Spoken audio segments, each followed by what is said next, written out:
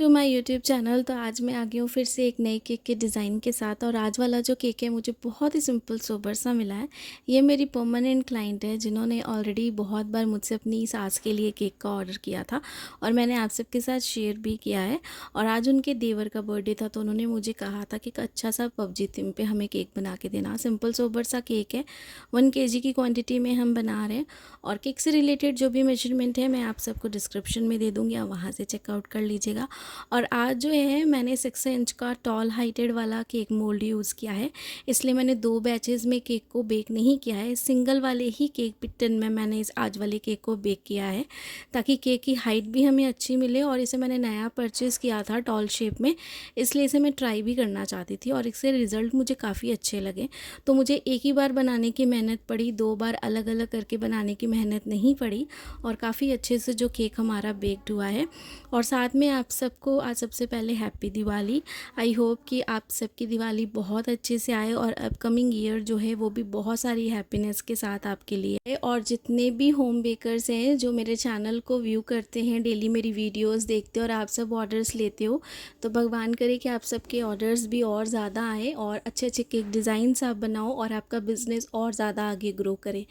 तो जैसे हम कटिंग करते हैं वैसे ही हमने कटिंग कर ली है ब्रेड नाइफ़ के साथ। अच्छी खासी हमने कटिंग की है, बहुत ज़्यादा स्लाइसेस हमें पतली नहीं करनी है, मोटी नहीं करनी है, हमने एकदम अपने हिसाब से करी है जितनी हमें करनी है।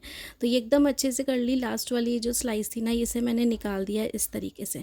तो बाकी जो है केक बोर्ड यहाँ पे हमने ले लिया। टॉल शेप का केक है, केक बोर्ड पे कुछ भी एक्स्ट्रा डेकोरेशन नहीं है, जो भी है केक के ऊपर है, तो उसके हिसाब से हम केक बोर्ड जो है वो लेंगे। और साथ में आज वाला जो केक है ये भी पाइनएप्पल फ्लेवर का केक है। तो क्रीम जैसे हम लगाते हैं 1 बाई 1 वैसे ही हम क्रीम लगाएंगे। और जो स्टिकर्स आज मैं यूज़ करूँगी वो ऑलरेडी कस्टमाइज स्टिकर्स थे, तो जो है हम उसके हिसाब से करेंगे। और मेरे पास सेम स्टिकर्स अवेलेबल थे और पिक्चर में भी सेम केक डिज़ाइन था, तो हमें वैसा बनाना था और केक जैसा पिक्चर में था सेम टू सेम वैसा ही बना। तो एकदम अच्छे से क्रीम को स्प्रेड करेंगे। और आप देखते हो हमेशा कि क्रीम को मैं किस तरीके से लगा के ना अच्छे से स्प्रेड कर लेती हूँ। मैं पाइपिंग बैग से भी क्रीम नहीं लगाती हूँ, डायरेक्ट ऐसे ही अप्लाई करती हूँ और पैलेट नाइफ़ के साथ अच्छे से स्मूथ कर लेती हूँ क्रीम को। उसके बाद जो भी हम क्रशेज़ या फिलिंग जो हमें डालनी होती है उसे भी एकदम अच्छे से स्प्रेड कर लेती हूँ ताकि हमारी केक की जो लेयर है वो भी इवन हो, केक हमारा ए शेप में ना जाए, स्ट्रेट में केक जाए। और मेरे जितने भी केक्स अगर आप देखते हो सारे स्ट्रेट में गए हैं, कभी भी ए शेप में नहीं हुए। उसका रीज़न यही है कि मैं स्लाइसेस काफ़ी अच्छे से अरेंज करती हूँ। तो आप जो भी मेरे चैनल को फर्स्ट टाइम भी विज़िट कर रहे हो तो आप मेरी पहले की भी वीडियोस देखो जिसमें मैंने केक की जितनी भी स्लाइसेस है किस तरीके से अरेंज करनी है वो भी मैंने दिखाई है। साथ में अगर आप मेरी रीसेंट भी देखोगे वीडियोस तो आपको समझ में आएगा किस तरीके से मैं क्रीम लगाती हूँ लेयरिंग करने के लिए और आउटर सरफेस में भी। तो आप सेम प्रोसेस को रिपीट कर सकते हो जिस तरीके से मैं करती हूँ, तो आपके केक एकदम अच्छे स्ट्रेट बनेंगे और एकदम अच्छे से आइसिंग होगी सारी चीज़ें। तो माला कंपनी का ही हमने यहाँ पे क्रश लिया। आप चाहो तो पाइनएप्पल की फ्रूट फीलिंग भी ले सकते हो। और अगर आप पाइनएप्पल की फ्रूट फीलिंग यूज़ करते हो ना तो मेक श्योर कि आप क्लाइंट से थोड़े से एक्स्ट्रा ज़्यादा चार्ज करें पैसे, क्योंकि फ्रूट पीलिंग के जो जितने भी होते हैं जैसे ब्लूबेरी है या फिर स्ट्रॉबेरी है, जितनी भी फीलिंग्स होती हैं ना ये सब के थोड़े से प्राइजेस हाई होते हैं। तो और क्रशेस के थोड़े से रीज़नेबल रेट होते हैं, इसलिए बहुत सारे क्लाइंट्स ऐसे होते हैं जो रीज़नेबल रेट वाले ही हमसे ऑर्डर करते हैं केक। और बच्चे भी ज़्यादातर यही पसंद करते हैं कि कुछ बच्चे ऐसे होते हैं कि कोई भी फ्रूट फीलिंग मुँह में नहीं आनी चाहिए खाने टाइम। और क्रशेस क्या होता है कि पूरे क्रश होते हैं, लिक्विड टाइप होता है, तो खाने में कोई प्रॉब्लम नहीं होती। तो एक ये भी रीज़न होता है, क्योंकि आपने पता है मोस्टली केक्स जो है वो मेरे बच्चों की इवेंट्स में ही जाते हैं और बच्चों के केक डिज़ाइंस ज़्यादातर होते हैं। तो इसलिए ये सारी चीज़ें होती हैं जिसके हिसाब से क्लाइंट हमें ऑर्डर देते हैं। और रिपीटेडली एक दूसरे के क्लाइंट एक दूसरे के नोन होते हैं, तो एक दूसरे की बर्थडे पार्टीज़ या ओकेजन्स में जाते हैं तो वो एक दूसरे का केक देख के सेम फ्लेवर भी जो है ऑर्डर करते हैं। इस तरीके से रिपीटेड ऑर्डर्स मेरे पास बहुत बार आ जाते हैं। यहाँ पे लेयरिंग हमने अच्छे से कर लिया। आउटर सरफेस पे हम अच्छे से क्रीम लगाएंगे और इसकी आउटर सरफेस भी हम कोट करेंगे। क्रीम हमारी अच्छे से विप्ड है। क्रीम को किस तरीके से विप्ड करना है ये भी मेरे चैनल पे ऑलरेडी इसकी मैंने पूरी रेसिपी जो है वो शेयर की है बहुत सिंपल तरीके से। वो जाके भी चेकआउट करो, आपको काफ़ी हेल्प होगी।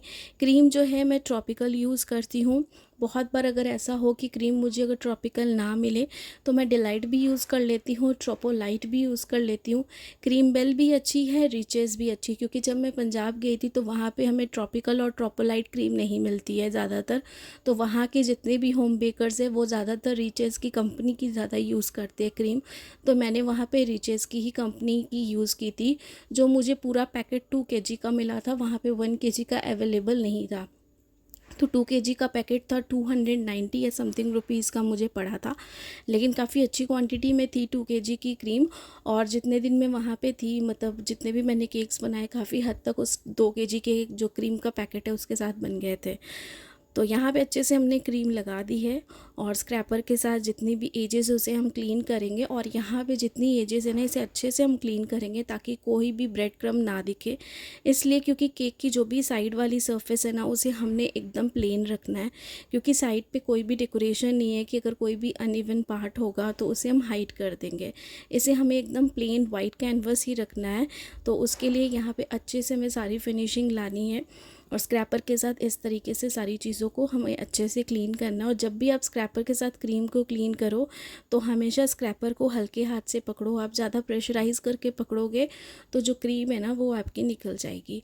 और जैसे मैं कहती हूँ कि आपके जो भी डाउट्स होते हैं कमेंट सेक्शन में पूछा कीजिए। जितनी कोशिश होगी मैं कमेंट के थ्रू भी रिप्लाई देने की कोशिश करूँगी और अपनी वीडियो के थ्रू भी आपके डाउट्स जो है वो क्लियर करने की कोशिश करूँगी। और जो प्राइजेज़ है वो बहुत सारी जगह में ज़्यादा कम ऐसे होते हैं, और कई बार ऐसा होता है कि कुछ कुछ केक के प्राइस जो है मैं सच में थोड़े कम चार्ज कर देती हूँ, लेकिन कोशिश करूँगी कि जैसे प्राइस है मैं उसके हिसाब से ही चार्ज करूँ। तो अच्छे से यहाँ पे हमने साइड वाली जो एजेस थी उसे क्लीन कर लिया है। बिल्कुल एकदम अच्छे से हमारा केक जो है साइड से अच्छे से कवर है। और जो है टॉप सरफेस पे जो भी एक्स्ट्रा क्रीम है उसे भी हम रिमूव करेंगे, और उसके बाद इसके ऊपर हम बनाएंगे एक अच्छे से स्विल्स के डिज़ाइन। और ये वाला जो केक है हमारा, ये सेल्फ़ पिकअप केक था, इसकी कोई भी डिलीवरी चार्जेस हमने नहीं लिए हैं क्योंकि पिकअप केक था।